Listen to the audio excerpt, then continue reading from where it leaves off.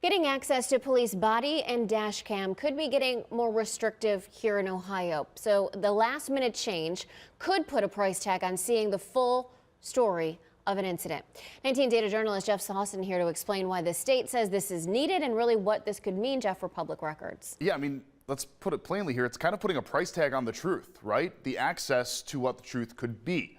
Now, when it comes to body cam footage, how it's operating right now, typically, what you would do is put in a request, whether that be members of the media, members of the public, a lawyer, and the department that you're requesting it through would be able to provide it to you for free. And this has a wide range of different things, right? Let's take the body cam from the Ohio State-Michigan brawl. This had to be requested. This was provided for free to anybody who would put in the request. Or an incident that happened a few years ago, which showed an officer getting involved with the person that was leaving, a gun drawn, providing a different perspective as to what took place in a different scenario. And that is what is going to be restricted if the governor signs off on this. So how would the restriction actually take place here? Well, according to the official amendment that was placed on what they call the Sunshine Law here, $75 per hour is what it would be to find this video. $750 would be the max. So essentially, if you do want to get access to a body cam video, let's say that somebody that you know was involved in something with an officer who was wearing a body cam, you want to see the full incident, it's $75 per hour for how they would find it and distribute it, or it could be a total of $750. Yeah, that's pretty significant. Now, departments can opt out of it. It is not forced, but the police departments that do opt into it, yeah, you'd have to pay. This would be for body cam, dash cam, surveillance video, all of that. Any department within the state of Ohio would be able to charge you. Now, this was voted yes in the Senate and yes in the House. The last person that would need to sign off on it is the governor. And here's the thing. This was essentially pushed through at about midnight a couple of nights ago. That reason for it is because all of this needs to be done before the first of the year, when any law, any bill that's been proposed would then have to be resubmitted. So there is kind of a push to get this done. The governor, the last one who would need to sign off. Y'all read the title, right? I guess you know what you're in for. I'm Trey and Bill. It's a beautiful day in South Florida. We're following breaking news out of Jacksonville's Newtown neighborhood, where a man is dead after being hit by a police car. The deadly crash happened earlier this morning on Kings Road, according to investigators. News for Jax reporter Bree Brownlee is live at the scene for us now. And Bree, what can you tell us about the officer involved? Yes, good morning, guys. We are here near Hart Street and Blue Avenue, near where JSO says that man was killed. I'm going to have Ben pan over right here where you can actually see the JSO police cruiser being towed off right now. You can probably see the damage of the front. Now, according to JSO, the off-duty police officer was off duty and was on his way to work. He was traveling westbound on Kings Road, driving a marked vehicle. He did hit a male who was in his mid-40s, and the pedestrian sadly did die on the scene. Now, according to JSO, this is the 157th fatality this year and the 43rd involving a pedestrian. Right now, Kings Road coming in is actually closed, but on the other angle, it is open, but they are expecting to have this road open soon. Of course, we will be out here to give you more updates and check in back with us soon. Reporting live from Jacksonville, Brianna Brownlee, Channel 4, the local station. Brianna, Channel 4, the local station. I'm disappointed in how y'all covered this story. I'm almost certain that was a human being that was murdered this morning, literally this morning. It's 4:52 p.m. Saturday right now. This happened in Duval County this morning. Y'all didn't seem to really talk about it like that.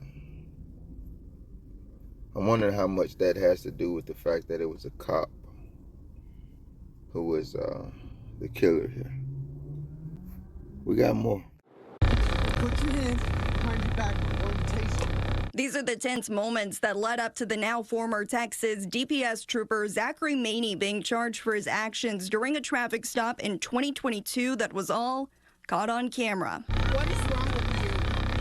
Why are you reacting like that? It all started around 10:45 on the night of August the 28th. Cletisha Stewart was on her way to work driving down I-35 when she saw the flashing lights behind her and pulled into a parking lot on Manor Road. Why is he acting like this? What did I do? What did I do that upset him? Why is he so angry? She was then put behind bars for resisting and evading arrest. Maney saying at the time that's why he tased her. Where's the other officer? When they get there, they're going to fight you as well. Why would they fight not on your side. They're not supposed to fight me. But Stewart felt he had no reason to be aggressive. Roll over, put your hands behind your back. Following all of this, Maney was put on suspension and an investigation was launched. DPS released a statement calling Maney's actions unprofessional and a violation of policy. I felt this like burning sensation down my spine. And next thing I know, I was falling back and I hit my head. The Office of the Inspector General sustained 4 allegations against Maney, including tasering Stewart when she wasn't exhibiting threatening behavior and that he didn't take proper steps to de-escalate the situation. As a public servant at that, his job is to protect and serve the public, and he was not protecting anything. In a statement from the Travis County DA on Wednesday, it reads, quote, "Our office will continue to hold powerful actors who engage in criminal conduct accountable. We hope this outcome will continue to help the victim with their healing process." I don't know how to feel about this. They made him give up his Texas law enforcement certification, but if I'm correct, that means he can still go to other states and monkey around and be a cop. Look at me hating. I guess that DA was so cocky about this because he also gave him 2 months probation, which after he completes, he can have these records entirely sealed.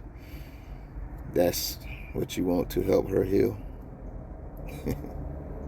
I'm going to go ahead and say it. A lot of people would say women, but I'm going to say any damn body. If you are alone, this isn't legal advice. This is just what I suggest. And a cop trying to pull you over at night and they're alone, I would say call 911 and tell them I'm driving to a well-lit area, and you can call them on their CBs and tell them ain't no way in hell I'm stopping out here on the highway with they motherfucking ass. You can slow down, put your hazard lights on or whatever, but shout out to this young lady for recording. Before I get too deep into summarizing my thoughts from that video, we got one more. Even on a beautiful commute like this one, rush hour is frustrating. Every day this is how I get to work. But usually road rage stays on the road. On November 20th, it didn't for Jasmine Martell. I passed him and he came right up on me, behind me, and started tailgating me. I found out later that he's a Lafayette police officer. It was Lafayette PD officer Nathan Cashion. He was in sweats and a t-shirt and tennis shoes, so no identification of a police officer.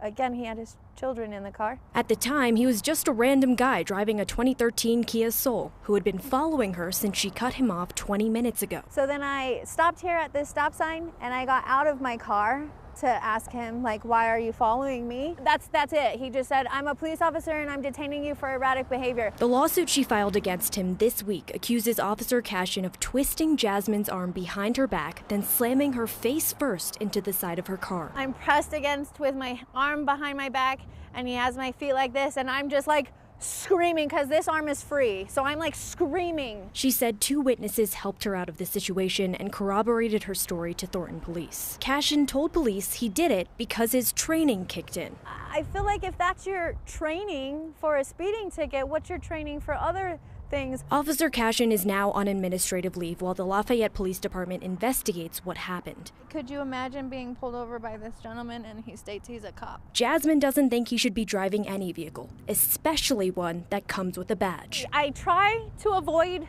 taking this route because every time I pull into this parking spot or this stop sign, I feel like he's here waiting. I mean, you're a cop and I had to call the cops on you.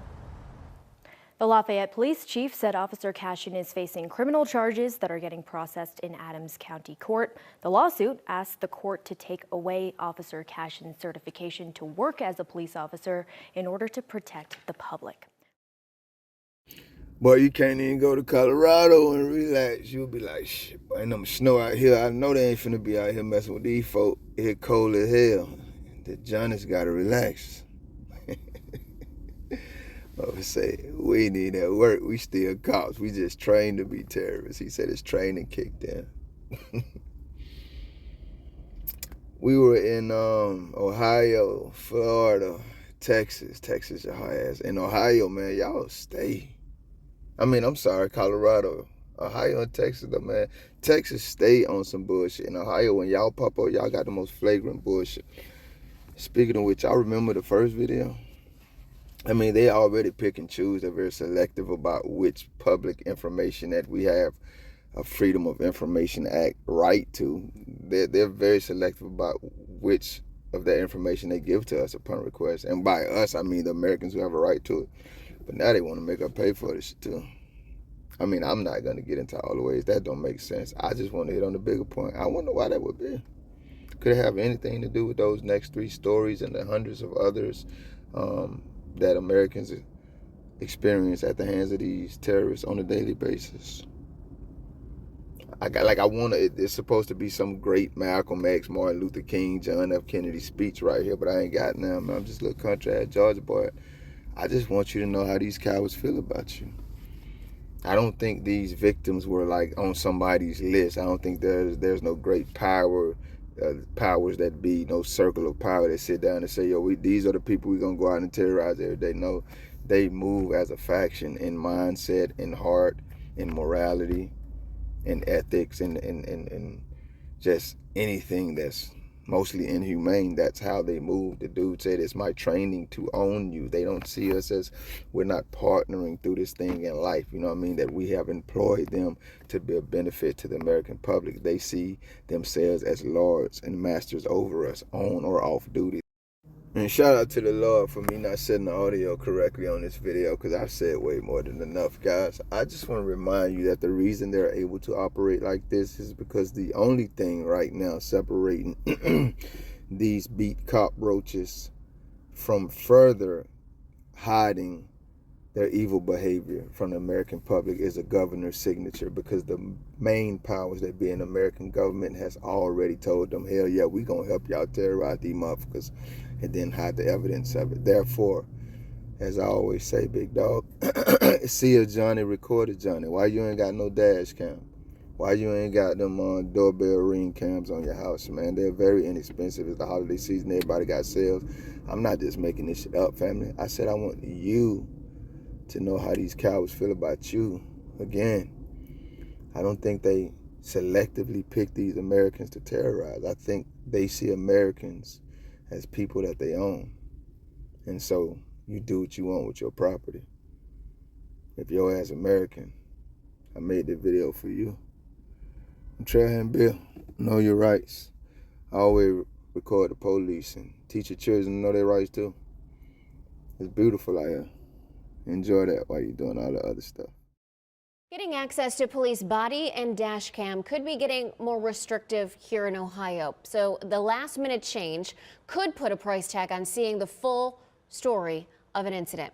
19 data journalist Jeff Sawson here to explain why the state says this is needed and really what this could mean, Jeff, for public records. Yeah, let's put it plainly here. It's kind of putting a price tag on the truth, right? Imagine that. United States government trying to sell us the truth or keep it from us. They always told us anything your ass doing, you got to try to hide. Y'all know the rest. Thank you if you made it this far. If you liked the video, feel free to hit that thumbs up button. I greatly appreciate it. If you care to go a little further than that, maybe even subscribe, hit the notification bell.